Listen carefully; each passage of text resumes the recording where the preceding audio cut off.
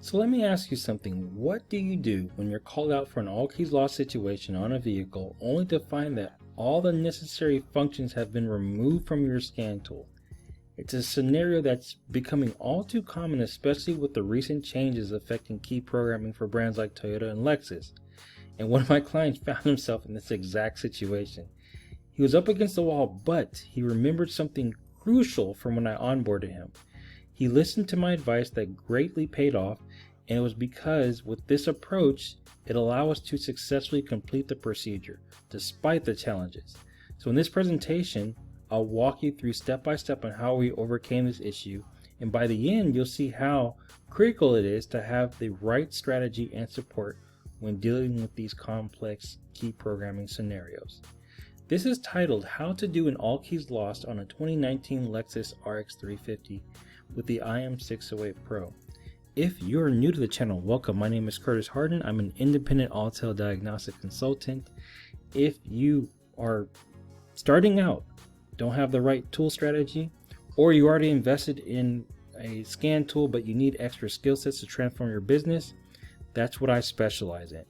If you're ready to take your skills to the next level, head on over to auteltech.co.za and book your diagnostic tool consultation.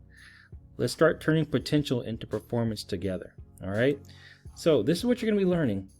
The essential tools used to do in this procedure, navigating manufacturer restrictions, how to maintain functionality amidst software mandates, and 3, understanding the importance of selective updates, when and why to update your diagnostic tool, and lastly, how to perform all keys lost procedure on a 2019 Lexus RX350 using the IM608. So the tools used in this case study are the following: the IM608 Pro, your APB112, and your key.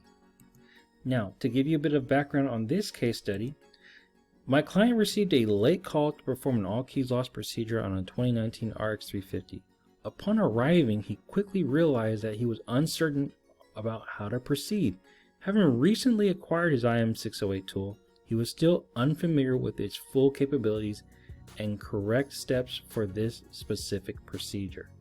Now, my client was unaware that Autel recently been mandated to remove key functions, including all keys lost procedures for Toyota and Lexus vehicles due to manufacturer restrictions. This unexpected challenge added pressure, especially since the locksmith had driven over an hour to help a desperate client. So faced with these challenges, he reached out to me, and it was around 3:30 in the morning, but he's a good guy and I picked up the phone because I knew he needed my help. All right. So some basic terminology. Okay. Backup EMO data. This option allows you to back up the immobilizer data stored in the vehicle's ECU. Immobilizer data is critical for vehicle security as it ensures the only authorized keys can start the engine. Backing this data is a precautionary step before performing operations like key registration.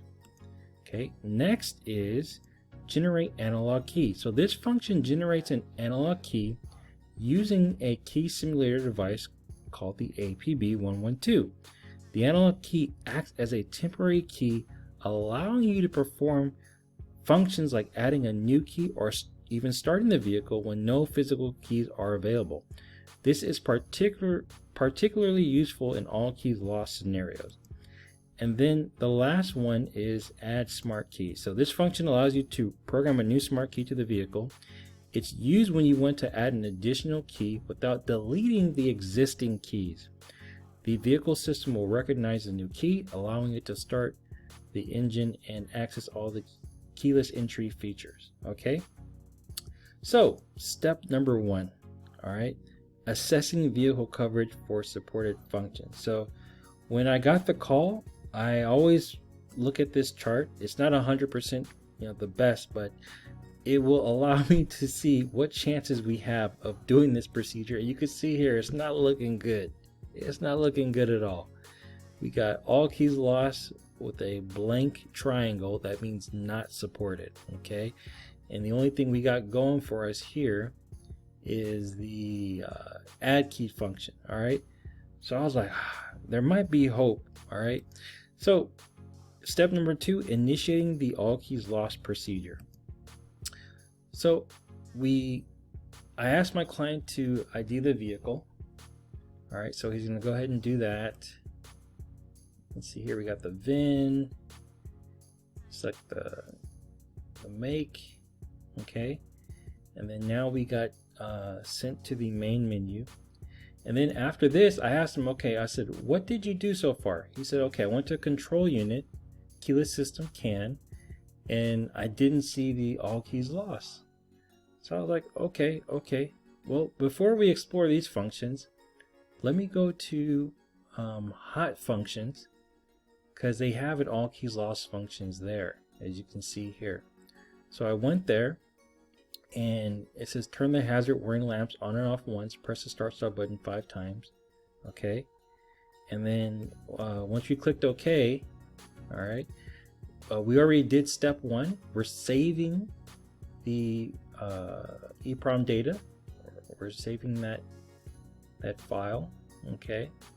We're going to click save on the upper right, save, and then we're going to go on to step number 2, which is generate analog key.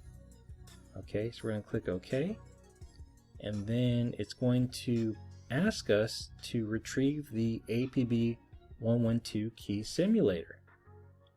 Alright, so we're going to go ahead and plug that in, and once that's plugged in, we're going to click OK, and this is making our master keys. It's getting that data and putting it onto the key simulator.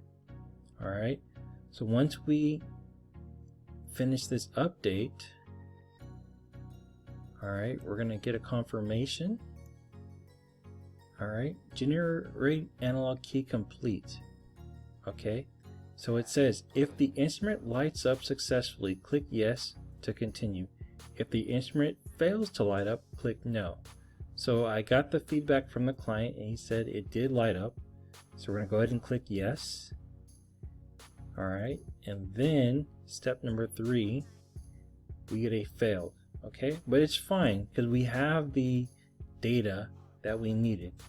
So from here, we're going to go on to our next step, which is select the add key guided function to register the key. So we're going to go here, I'm going to click escape, and then I'm going to do that one more again. Alright, then we're going to go to emo status scan, and then you can see here these are the existing keys. Okay, just keep an eye on that. So now I'm going to go ahead and select the add key guided function. Okay, and then you're going to see here we're going to just do this the prompt, step 1. Alright, so what it's going to ask us to do is get the registered key, which is the key simulator. We're going to put that close to the start button because we're tricking the vehicle into thinking that this is the master key, and then it's going to ask us to put the blank key close to the start button. Okay, so when we do that, we're going to wait for the system to register it, and we'll get a result. Okay, you can see here learning key failed. Okay, no problem. Let's go ahead and try it again. So we're going to go ahead and click OK, and we do the same process again. Alright, and you can see here we get the same result, learning key failed. So I was like, dude, what's up with your key? So I go to vehicle information. I said, is your key information the same as this? He said, yeah, everything's the same. So I asked him, I said, do you have another key? He said, yeah, I actually do. So that's going to be our next step. Resolving key registration failure by retrying with a new key. So we're going to go ahead and go back, click escape, and we're going to do this add key guided function again with the new key. Alright, so each step must be done with a specified amount of time. We're going to click OK, and then from here we're going to put the key simulator close to the start button again, and we're going to put the new key and see if this one works. Okay, you see here, learning succeeded. Okay, and then I had him start the car. He said everything was fine. I'm just going to rescan it, and you're going to see that there's another key into the system. All right, so I was just asking him, I said, okay, what's up with your keys? He said this key here is a refurbished OEM key, all right, if I can recall correctly. And then the key that was successfully registered was just a standard aftermarket key. Like, it, for some reason, that OEM refurbished key just didn't work. And they look exactly the same, but you know, the system just rejected it. Okay, so how was the key programming successful after Toyota's mandate to remove the all keys lost functionality? Well, this is something that I consult my clients when I onboard them. All right, and this is regarding the updates. Okay, so I have what I call a selective update approach. So it's a strategic method for managing software updates. This approach emphasizes the importance of updating only when absolutely necessary, specifically when an update directly addresses a problem that is hindering the tool's performance or functionality. So let me give you an example, you guys. Like, let's say you're trying to do a procedure, okay, whether it's writing a VIN or whatever, and it's failing. Okay, typically I will tell my client to contact me. I'll show you this diagram. Okay, they'll have a problem, then they'll contact me and they'll get my advice. If there's time allowed, I'll then ask my engineer, and my engineer will say, yeah, Kurt, we know this problem, there's an update to fix it. Okay, then we'll update the tool. Okay, now if your tool is running fine, okay, I don't believe that, you can have your own preference, but I don't believe in updating it, because why fix something if it's not broke? Okay, and like, I've been doing this a long time, and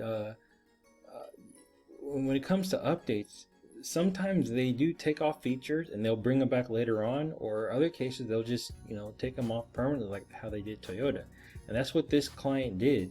You can see here, if you go to his updates, he didn't update this. All right, he wasn't update happy.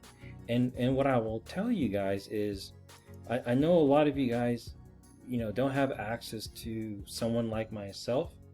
And if you call your supplier or headquarters, okay, they have a script. If you have a problem, the first thing they're going to tell you is to update your tool. Okay, you need to take that advice very loosely. Okay, because they're not doing this framework to validate if you need it. Sometimes that probably would hurt a lot of people. Okay, so that's how I am, you guys. Like, if I go to a restaurant, for example, I'm eating the same thing until there's a problem. All right, even updating ECUs, you know, you can't just program all the modules. It's not recommended. You can make things worse. Okay, so that's the approach that I would recommend my clients, and you can do so if you like to. Okay, so in summary, to do the key operation, I selected the vehicle, went to hot functions, all keys lost guided, and I followed the on-screen steps, and then I went to the add key guided function. Okay, next thing to remember is understanding the impact of updates. Always assess the necessity of an update before applying it to avoid losing critical functionalities. Okay, as I said, don't just be update happy. Okay, if your tool is giving you results, all right. I had a customer or a client last week. He said, yeah, Kurt, I was trying to write a VIN on a TCU. It didn't work. I updated it, then it worked. You see that approach? Okay.